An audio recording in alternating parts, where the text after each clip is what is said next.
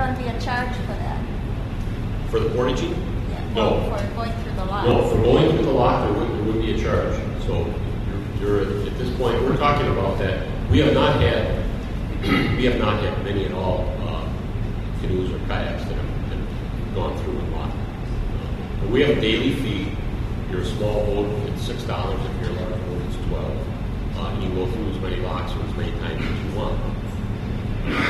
So if you're traversing the system, you paid $6. If you're a canoe, you went from the national pier, you paid $6 and you go through all if you wanted to. So what do you anticipate the finish of all the locks? Because I plan on buying a river restriction over here, so I can We're looking right now at operation with the exception of where the barrier is by the spring of 2015. 2015? Yes. So in the year that would be 4 years, essentially 4 years from now. I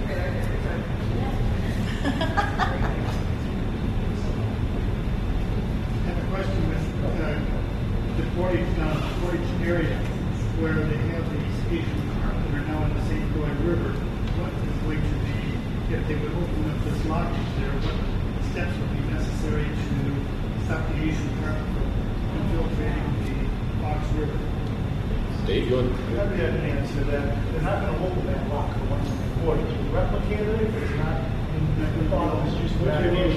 Also, downstream of there, holding back Lake Wisconsin, the Prairie Sap, there's a 27th. That's also not planned.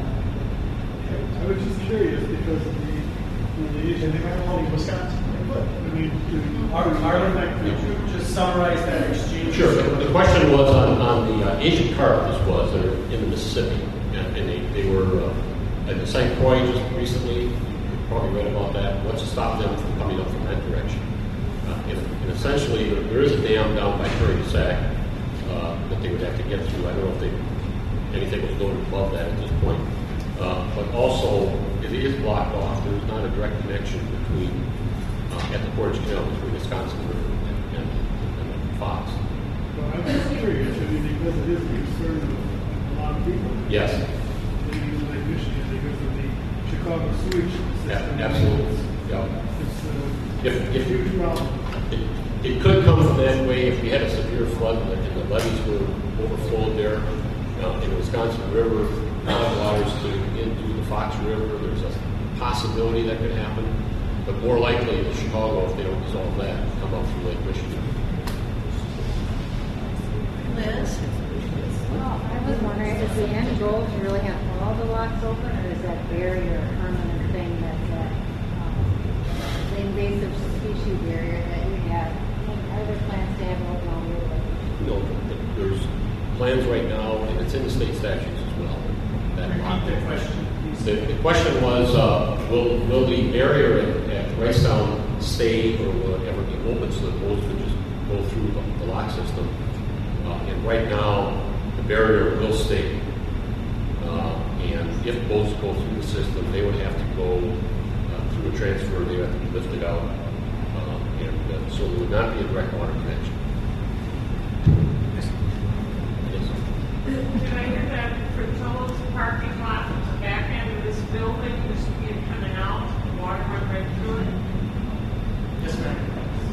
And what part of this building was it? Because we went through it 20 years ago. And the water came right through the basement. Right. I have a photograph that shows.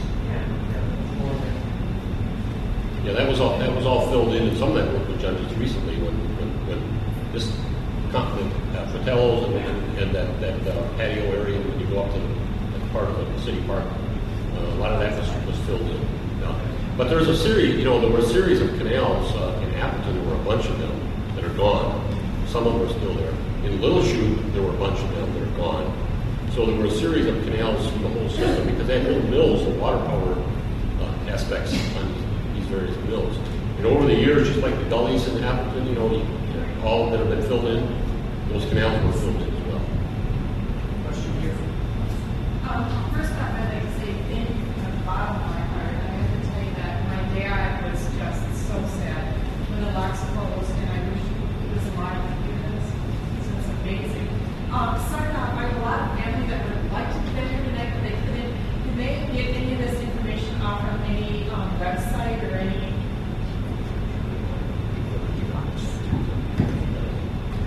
Well, actually, my company website is cornerstonepreservation.com, and I have a little section where I mean, it's kind of marketing. I talk about past projects, but I include the executive summary from the study on the Appleton locks that I prepared for SHPO review. So basically, it gives a historic overview. So that's a little bit. The Navigational Authority is in the process of really amping up its website.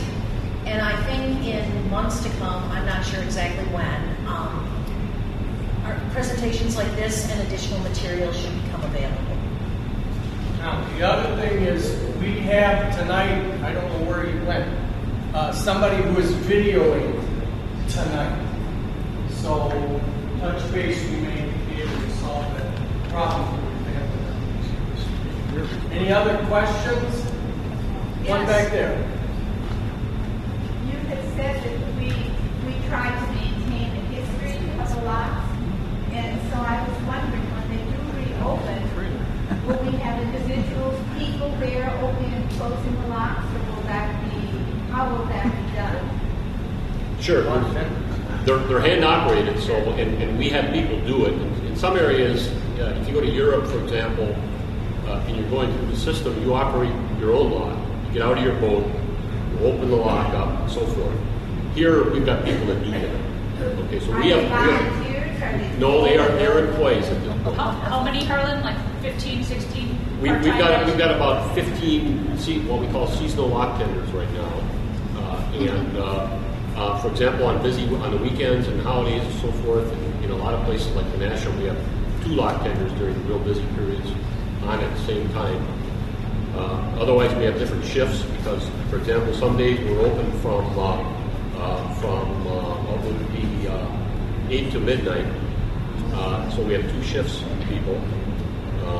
And so they're always manned by lock tender. Now, when we get to Appleton, for example, when we're running the system now, we're running what we call one-way passage. So if we're open now from noon till 8 p.m. And at noon, what we do is we open it up for boats that are coming from upstream to go through the locks downstream, because it takes right now about 45 minutes to get from lock 1 through lock 4, where you'd be going down towards Little Chute.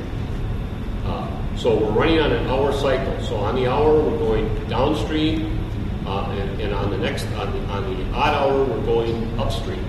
And we have 2 lock tenders, and we not only operate the locks there, but we operate the bridges for the city of Appleton. I don't know if you know that, but if you're going to go through, you go through the Old Oneida and the Law Street drawbridges. So what we do is we have lock tenders that start and they leapfrog each other. One operates the lock, one goes down to the bridge, and he goes down to the next lock, to the next bridge, and so forth. And they follow the boats through the system. And that's how we do it in Appleton. So what we do is we have lock tenders that start and they leapfrog each other. One operates the lock, one goes down to the bridge, then he goes down to the next lock, to the next bridge, and so forth. And they follow the boats through the system. And that's how we do it in Appleton. So where we have a series of locks like that, in Little Chute we've got something like that in Tacona.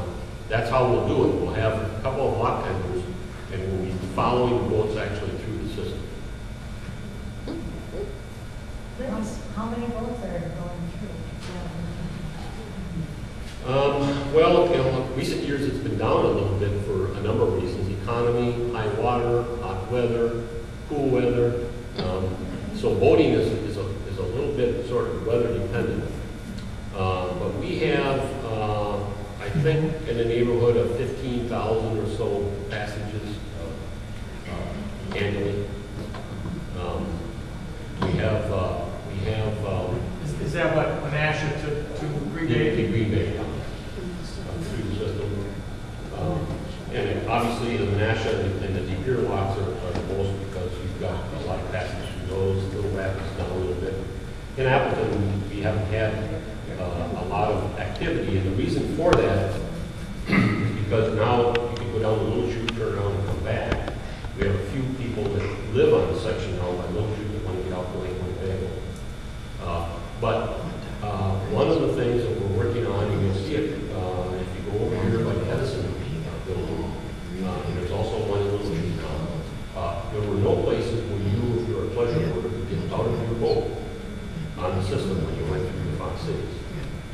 set up for commercial. We have big walls, we have riprap, we essentially only a few spots, like up here by the yacht club, where you can lunch and roll, Sunset Park. There were no places where you could get out, and there were no real attractions for a boater to come through a spot or go someplace. Now we've got some places where you can get out. We're going to have more, which is about what we talked about. So we'll see more, I think, demand on the navigation system that develops. There's also information on the Friends of the Fox website about the history of the locks and the transfer. Yes. And quite a bit of information and the schedule for when you go through. Other questions? So at Wrightstown, you have to get out and go around.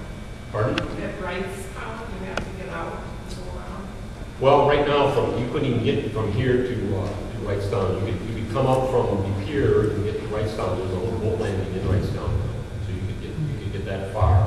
But when you got up to the Rapicoche lock and dam, that's as far as you could go. So you'd have to get out of the boat. But if you have a boat, you have to get your motor on somehow. You can't do that now. So, in the same way from the other end. The other end is even more restricted because you can't get through Kakana.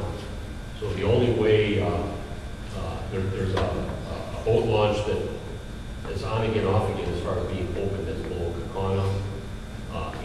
But that section is very little used because it's just people that are on that section might have a boat that just go out a little bit. Dave Calls, did you have a question?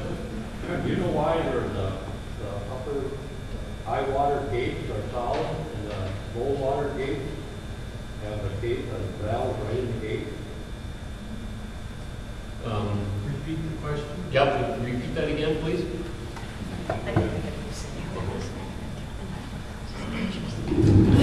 That has to do with the water release mechanisms. The lower gates. The mechanism is one of the gates on the upstream. Right. Yes. On the lower side, valves right in the gate. Well, typically the valves are in the walls on the upper. Oh, just a manner of design. I really don't. Yeah, part of it is turbulence. When the boats, when they're letting water through, what happens here is the water goes into a chamber down below the lock and below the waterway. So when it comes out, it sort of bubbles up, but it doesn't rush out. When you open them in the doors, it rushes out with a lot of current. So if you had a boat that was in here and you were filling the lock, you would get a lot of water pressure against that boat at large. That's really Good explanation. I've noticed on the upper Fox, on the small drop locks, they put the upper valves in the doors. On the bigger drops, they seem to put them in the walls of the floor. I think it's just like you said, Yeah. it's inconvenient to have all that turbulence. Right. Yeah. Other questions?